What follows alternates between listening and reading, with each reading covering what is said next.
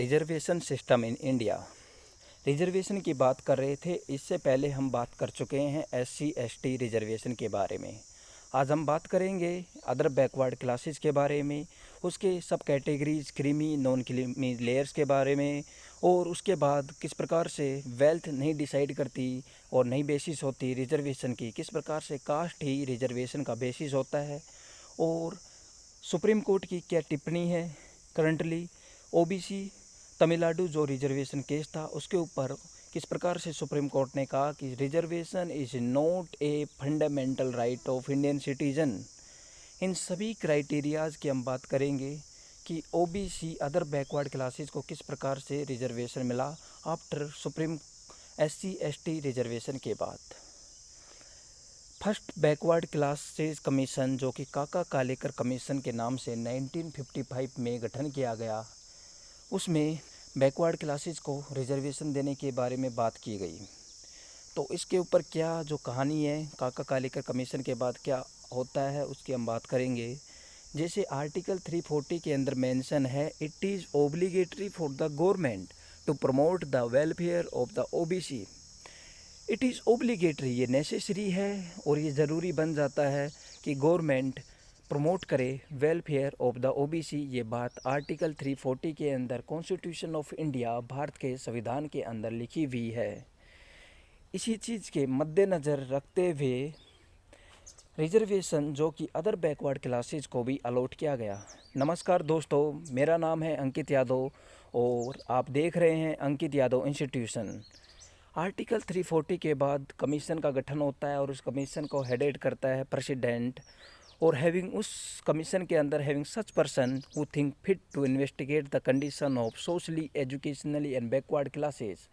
वो रिपोर्ट बनाते हैं and recommended certain things for the welfare and to promote the welfare of other backward classes. इस report को वो सबमिट करेंगे प्रेसिडेंट को, और जो भी स्पेशल स्टेप्स लेने होंगे for the promotion and the promote the welfare of the other backward classes वो लिए जाएंगे। उसके बाद BP मंडल सेकंड बैकवर्ड क्लास कमीशन का गठन होता है, जो कि देखता है कि देश के अंदर कौन सोशली और एजुकेशनली बैकवर्ड है, तो इसकी जिम्मेदारी उनको दी जाती है। वो देश भर के अंदर जाते हैं, लेकिन it is very difficult task कि ये डिसाइड करना कि कौन अदर बैकवर्ड क्लासेस के अंदर आना चाहिए। इस काम को इजी करने के लिए उन्होंने फॉरवर्ड जो कास्ट थी, जैसे कि ब्राह्मण्स, क्षत्रिय, राजपूत, गुप्ताज, उनसे पूछा कि XYZ कौन सी कास्ट बैकवर्ड है। तो जो फॉरवर्ड जो कास्ट थी उन्होंने मेंशन किया कि this XYZ caste are backward. तो BP मंडल ने उन कास्ट को इंक्लूड किया अपने रिपोर्ट के अंदर और रिकमेंडेड किया कि इनको रिजर्वेशन मिलना चाहिए बिकॉज दे आर सोशली और एजुकेशनली बैकवर्ड। 1987 के अंदर ये जो कमीशन आया था, 1990 के अंदर इसका इम्प्लीमेंटेशन होता है। तो उसके अंदर जो 5 पॉइंट थे उसमें कहा गया कि देश के अंदर 27% जनसंख्या socially, educationally and backward classes के अंदर आनी चाहिए, जिसमें 40% हिंदू हैं और 8% नॉन हिंदू पॉपुलेशन आती है। उस समय जो गवर्नमेंट हुआ करती थी वो VP सिंह गवर्नमेंट हुआ करती थी। VP सिंह उस समय के प्राइम मिनिस्टर हुआ करते थे। ये रिपोर्ट VP सिंह गवर्नमेंट को भेजी गई। जब ये 27% अदर बैकवर्ड क्लासेस को जब रिजर्वेशन दिया गया तो देश के अंदर बहुत उत्पात और वायलेशन हुआ। ये अफकोर्स की बात है कि कोई किसी के अंदर किसी का अधिकार छीने और किसी को स्पेशल पावर दी जाए, तो ये संभावित है कि ऐसा होना होगा।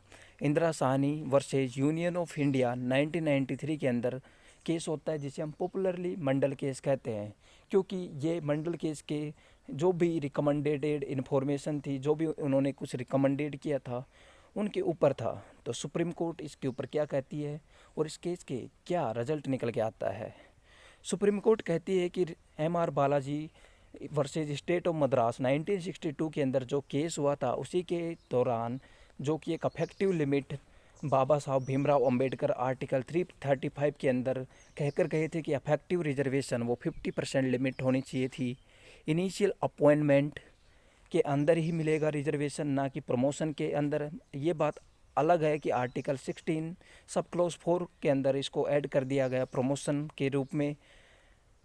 गवर्नमेंट अफेक्टिव इंस्टीट्यूट्स के अंदर ही ये रिजर्वेशन मिलेगा।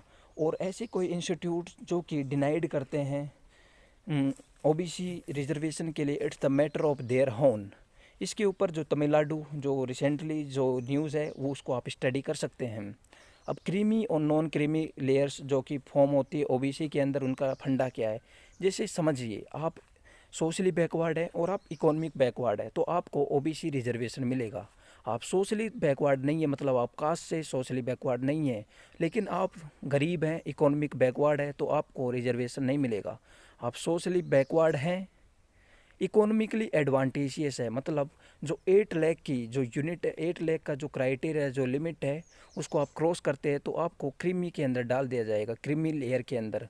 तो क्लास डिसाइड करती है इकोनॉमी, तो economy it's a temporary content component but caste is permanent. Caste component जो है वो परमानेंट है, that's why we choose it has reservation system का एक महान पिलर समझा जाता है। इंदिरा सानी केस की बात करी, उसके बाद आर्टिकल 16(4) सब क्लोज बी के अंदर 81st कॉन्स्टिट्यूशनल अमेंडमेंट 2000 में होता है, उसमें बात की गई बैकलॉग अनफिल्ड वैकेंसीज को इंक्लूड नहीं किया जाएगा 50%। कुछ समय जैसे वैकेंसी निकलती है तो कुछ वैकेंसी अनफिल्ड रह जाती है, उनको 50% जो रिजर्वेशन सिस्टम उसके अंदर इंक्लूड नहीं किया जाएगा। एम नागराज जो केस होता है 2006 के अंदर, उसमें सुप्रीम कोर्ट डिनाइड कर देती है कि no interfere in the basic structure of constitution. और सफिशिएंट जो रिजर्वेशन है वो डिसाइड करेगी parliament, it's the work of parliament. लेकिन पार्लियामेंट डिसाइड ज़रूर करेगी, लेकिन equality is the basic structure of development. Equality ही बेसिक स्ट्रक्चर होगा डेवलपमेंट का ऑफ कॉन्स्टिट्यूशन ऑफ इंडिया जो डेवलपमेंट हुआ था। इसलिए सभी को समानता का अधिकार देने के बाद आपको जितना रिजर्वेशन देना है वो पार्लियामेंट डिसाइड करेगी। और कास्ट एक परमानेंट करैक्टर है, क्योंकि कोई आदमी आज गरीब है तो वो कल अमीर हो सकता है, कल अमीर है वो आज आगे जाकर गरीब हो सकता है। इसलिए वी कॉल कास्ट को ही रिजर्वेशन सिस्टम का एक महान पिलर समझा गया कि क्योंकि it's permanent basis. Thank you, I hope you understand.